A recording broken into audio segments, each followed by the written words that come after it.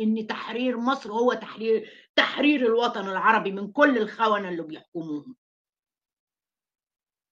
فمش عايزة حد يقلق ولا يخاف، إحنا ما بنخافش، إحنا شعب ما مساء الخير.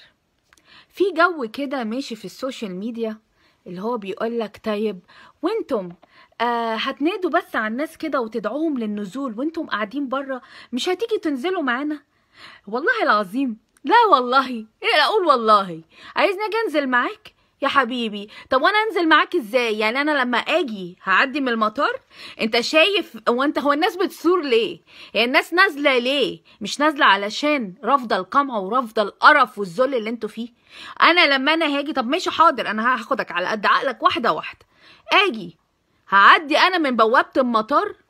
يعني انا لما اجي انت هتضمن لي ان انا هوصل الشارع علشان انزل معاكم، ولا هو مزايدات واستهبال واستعباط وخلاص؟ ماشي، دي حاجة.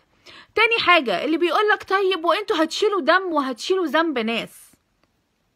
يا راجل، يعني انت بسكوتك مش شايل دم وما بتشيلش ذنب دلوقتي ناس؟ يعني انت بسكوتك دلوقتي مفيش ناس بتتسجن وناس بتتقتل ظلم؟ مفيش سرقة بتحصل بسبب سكوتك؟ مفيش نهب بيحصل بسبب سكوتك؟ مفيش ظلم بيحصل بسبب سكوتك؟ انا اللي هشيل ذنب عشان بقول للناس انزلوا دافعوا عن حقكم؟ يبقى احنا اللي هنشيل ذنب واحنا اللي هنخرب البلد. ده على اساس ايه؟ ان اللي بيقول يا جماعه انزلوا ده، يا انت ازاي انت هتخرب البلد؟ على اساس ان البلد مش خربانه، على اساس ان انت اساسا مواردك كلها متباعه، على اساس ان ارضك نفسها بقت بتتباع، كل حاجه فيها بقت ظلم وكل حاجه ريحتها عفن. فاحنا يا وحشين يا اللي قاعدين بره، انتوا ازاي تقولوا للناس تنزل؟ الناس مش هتنزل لي انا ولا هتنزل لك ولا مستنيه حد يقول لها تنزل. الناس عارفه الصح من الغلط، الناس عارفه ان في حق ضايع، عارفه ان هم يستاهلوا احسن من كده، عارفين ان هم بلدهم في النازل.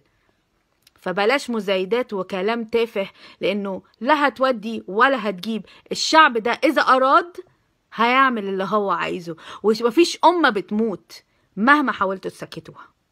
سلام.